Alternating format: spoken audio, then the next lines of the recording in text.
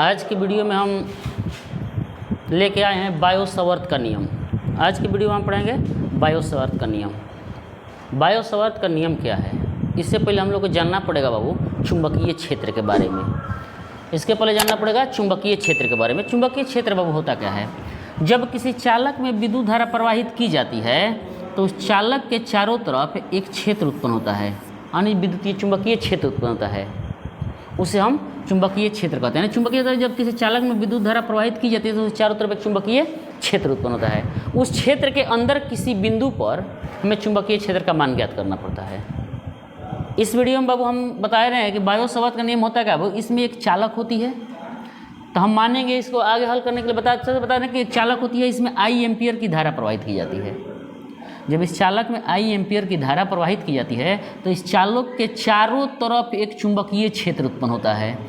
इस चुंबकीय क्षेत्र के अंदर एक अल्पांश से आर दूरी पर कोई बिंदु पी रहता है, जहाँ पर हमें चुंबकीय क्षेत्र का मान ज्ञात करना होता है।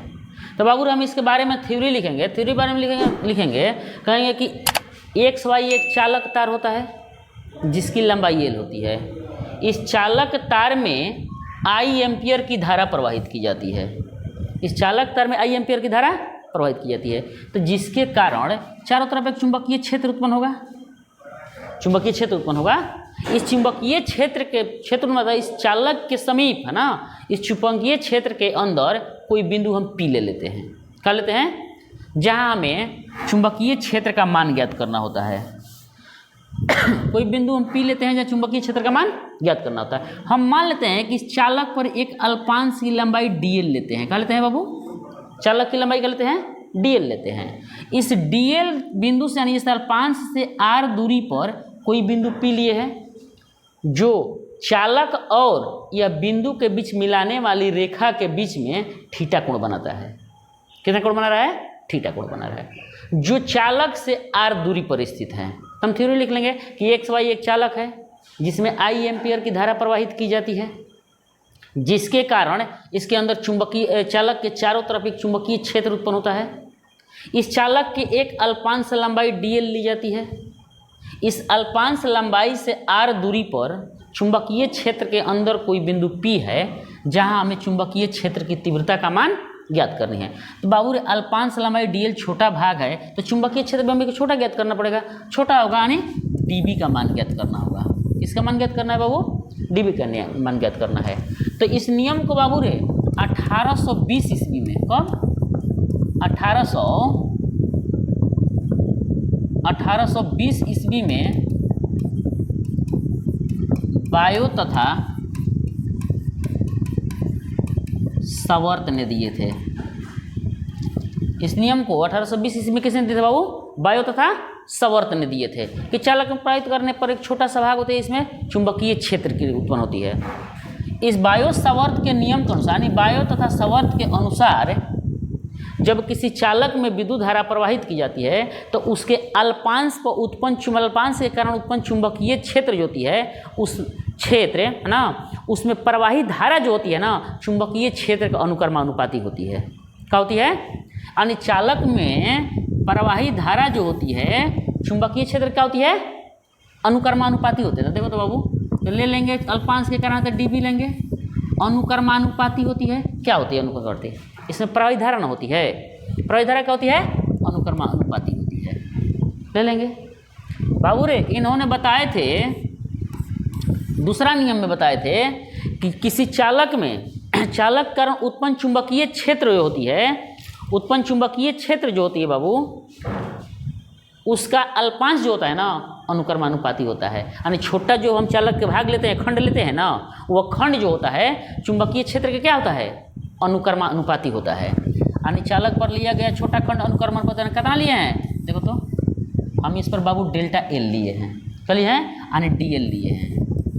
dl ले लेते हैं बाबू तीसरा नियम इन्होंने बताए थे, इसमें दोनों मिल करके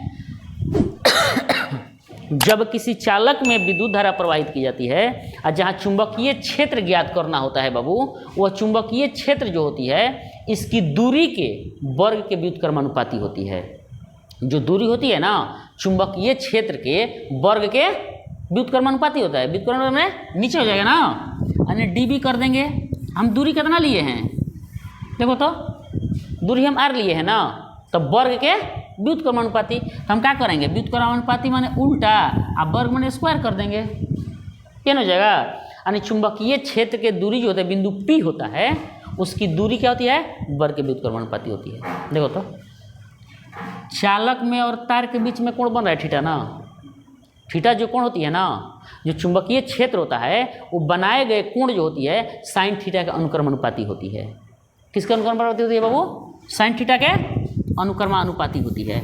यानी डीबी बराबर क्या कह देंगे बाबू, साइन थीटा, यही ना कह देंगे, अनुक्रमानुपाती होती है। यानी 4 नियम देते हैं, तो लिख देंगे क्या हम यहाँ पर, समीकरण 1, 2,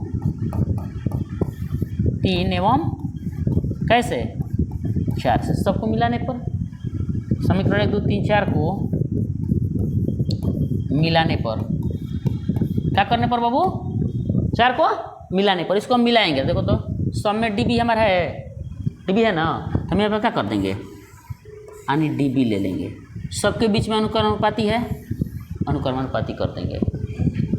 आई है, फिर क्या है, डीएल है, फिर क्या है, साइन थीटा है, और सबनी के बटा में क्या है बाबू, आर स्क्वायर है, क्या है, आर स्क्वायर है। बाबू देखो थोड़ा सा सबको मिलाएंगे तो डीबी बराबर हमारे बाबू रही, अनुपात के चिन्ह हटा सकते हैं, हटाएंगे तो नियतांक ले लेंगे के, तो के बराबर क्या हो जाएगा, आई डी एल साइन थीटा बटा में आर स्क्वायर ना कह सकते हैं। तो बाबू रे हवा या निर्वात में के बराबर 1 होता है, के बराबर कितना होता है बाबू, 1 होता है। अब के का मान 1 देंगे तो ना हो जाएगा, डीबी बराबर आई डी एल साइन थीटा बटा में आर स्क्वायर, हवा या निर्वात के लिए ना है। एस आई में इसका मान होता है, एस आई में के बराबर होता है म्यू 0 बटा में 4 पाई, कितना होता है, के बराबर म्यू 0 बटा में 4 पाई। हमें जी के का स्थान पर दे सकते हैं, क्या लिखेंगे, यानी डीबी बराबर म्यू 0 बटा में 4 पाई इंटू आई डी एल साइन थीटा बटा में आर स्क्वायर। यानी हम बायो सवार में चुंबकीय क्षेत्र कितना प्राप्त होगा, डीबी बराबर म्यू 0 बटा में 4 pi I D L sine theta बटा में आर स्क्वायर। अगर बाबू देख तो यहाँ से लिखने के लिए छोड़ दे रहे हैं, लिख लो, देख दो बाबू यहाँ सो जाएगा ना। अब हमारे बायो सवत नियम आ गया, वो अब यहाँ कह दिया कि सदिश रूप ज्ञात करना है, कौन सा रूप लिखना है, तो देखो तो यहाँ पर हम करते हैं, यहाँ से हम ले रहे हैं, क्या हो जाएगा, क्या जैसे ले रहे हैं डीबी बराबर साइन हटा देंगे तो म्यू 0 बटा में 4 पाई ना हो जाएगा, और साइन हटता है तो बीच में क्रॉस प्रोडक्ट होता है बाबू, तो I vector dot D L vector बटा में आर स्क्वायर हम लिख सकते हैं। लेकिन हमारा कितना होगा, यानी डीबी बराबर म्यू 0 बटा में 4 पाई इंटू आई डी एल साइन थीटा बटा में आर स्क्वायर। यहाँ से हमारा बायो सवर्त का नियम पूर्ण हुआ।